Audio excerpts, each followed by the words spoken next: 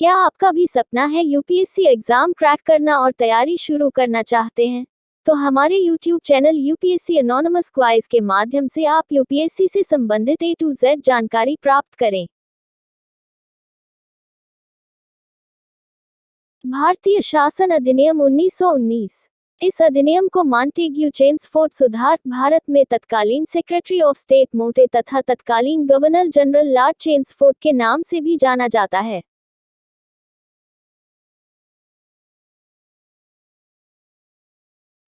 अधिनियम के माध्यम से केंद्रीय और प्रांतीय विषयों का अलग अलग निर्धारण कर प्रांतों पर केंद्र के नियंत्रण में कमी लाई गई। केंद्रीय और प्रांतीय विधानसभाओं को अपनी अपनी विषय सूची से संबंधित कानून बनाने के लिए प्राधिकृत किया गया। इस अधिनियम के माध्यम से प्रांतीय विषयों को स्थानांतरित और आरक्षित दो भागों में विभक्त किया गया। स्थानांतरित विषयों को गवर्नर द्वारा प्रसारित किया जाता था, जिसे अपने कार्य में विधान परिषद के प्रति उत्तरदायी मंत्रियों का सहयोग प्राप्त था।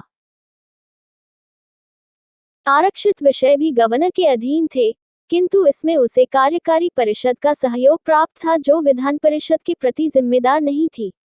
शासन की इस दोहरी पद्धति को द्वैध शासन के नाम से जाना जाता था, परंतु यह प्रयोग सफल नहीं रहा था।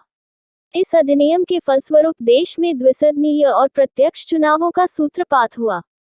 इस प्रकार इंपीरियल लेजिस्लेटिव काउंसिल की जगह द्विसदनी विधानमंडल अस्तित्व में आया, जिसमें उच्च सदन राज्य परिषद और निम्न सदन विधानसभा का प्रावधान था। इन दोनों सदनों के अधिकांश सदस्य प्रत्यक्ष चुनाव द्वारा चुने जाते थे। इस अधिनियम में यह प्रावधान किया गया कि 6 सदस्यों गवर्नर जनरल काउंसिल में 3 सदस्य कमांडर इन चीफ को छोड़कर भारतीय होंगे।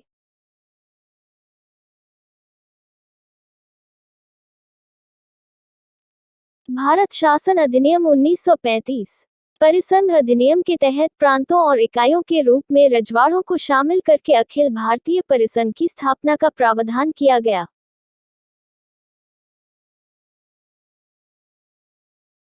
फलस्वरूप इस अधिनियम के द्वारा केंद्र और इकाइयों के बीच शक्तियों का विभाजन 3 सूचियों के संदर्भ में हुआ। संघीय सूची केंद्र के लिए 59 मदों सहित, प्रांतीय सूची प्रांतों के लिए 54 मदों सहित।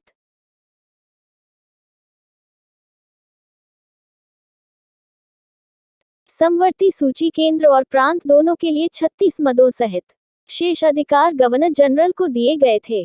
तथापि संघ कभी अस्तित्व में नहीं आया क्योंकि रजवाड़े इसमें शामिल नहीं हुए। प्रांतीय स्वायत्तता। इस अधिनियम के द्वारा प्रांतों के द्वैध शासन का अंत हुआ तथा इसकी जगह प्रांतीय स्वायत्तता ने ले ली।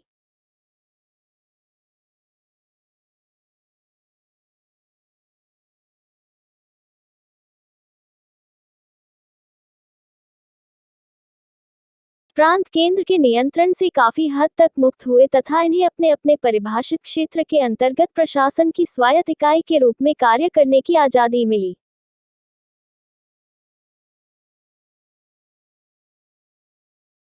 इसके अतिरिक्त इस अधिनियम द्वारा प्रांतों में जिम्मेदार सरकार की शुरुआत हुई, अर्थात प्रांतीय विधानसभा के प्रति जिम्मेदार मंत्रियों की सलाह पर गवर्नर को कार्य करना होता था।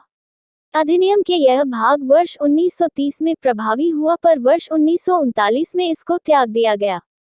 केंद्रीय स्तर पर द्वैध शासन। इस अधिनियम केंद्र स्तर पर द्वैध शासन अंगीकृत करने का प्रावधान था। फलस्वरूप संघीय विषय सूची को आरक्षित और स्थानांतरित विषय सूची में विभक्त किया गया था। तथापि अधिनियम का यह प्रावधान प्रभावी नहीं हुआ। प्रांतों में द्विसदनीय पद्धति। इस अधिनियम द्वारा 11 प्रांतों में से 6 प्रांतों में द्विसदनीय पद्धति की शुरुआत हुई। इस प्रकार मुंबई, बंगाल, मद्रास, बिहार, असम और संयुक्त प्रांतों के विधानमंडलों को 2 सदनों अर्थात विधान परिषद उच्च सदन और विधानसभा निचला सदन में बांट दिया गया। इन पर कई प्रतिबंध भी लगाए गए थे। भारतीय स्वतंत्रता अधिनियम 1947। 1935 के अधिनियम के तहत परिसंघ और द्वैध शासन से जुड़े प्रावधानों के वर्ष 1947 तक प्रभावी न होने के कारण भारत सरकार का कामकाज 1919 के अधिनियम के प्रावधानों के अनुसार चलता रहा। इस प्रकार 1919 के अधिनियम के तहत किया गया कार्यकारी परिषद द्वारा 1947 तक जारी रहा। इसके द्वारा भारत को स्वतंत्र और प्रभुता संपन्नता देश घोषित किया गया और भारत के प्रशासन के प्रति ब्रिटिश संसद की जवाबदेही समाप्त हुई। इसके द्वारा केंद्र और प्रांत दोनों स्तरों पर उत्तरदायी सरकार की स्थापना हुई। संवैधानिक प्रमुखों के रूप में नाम मात्र के लिए भारत के गवर्नर जनरल और प्रांतीय गवर्नरों की नियुक्ति की गई। दूसरे शब्दों में, उक्त दोनों को मंत्रिपरिषद की सलाह पर कार्य करना होता था। इसने वर्ष 1946 में गठित संविधान सभा को दो कार्य सौंपे, संवैधानिक और विधायी। इस औपनिवेशिक विधायिका को इसने प्रभुता संपन्न संस्था घोषित किया। एक नज़र मेरे चैनल पर डालते हैं। दोस्तों, यूपीएससी एनोनिमस क्वाइज यूट्यूब और टेलीग्राम चैनल पर आप सभी का स्वागत है। क्या आप यूपीएससी की तैयारी करते हैं और यूपीएससी एग्जाम क्रैक करना है तो यूपीएससी एनोनिमस क्वाइज यूट्यूब चैनल के साथ बने रहे। दोस्तों, यहाँ हमारे तरफ से सभी यूपीएससी कोचिंग नोट्स को कलेक्ट करके फ्री में दिए जाते हैं जो आपकी तैयारी को और मजबूती प्रदान करेगी। ये नोट्स और वीडियो यूपीएससी और आईएएस टॉपर बनने के लिए हमारे चैनल के साथ बने रहे। ये वीडियो सभी प्रतियोगिता परीक्षा के लिए भी बनाया गया है। हमारे चैनल को अधिक से अधिक शेयर करें। Thank you.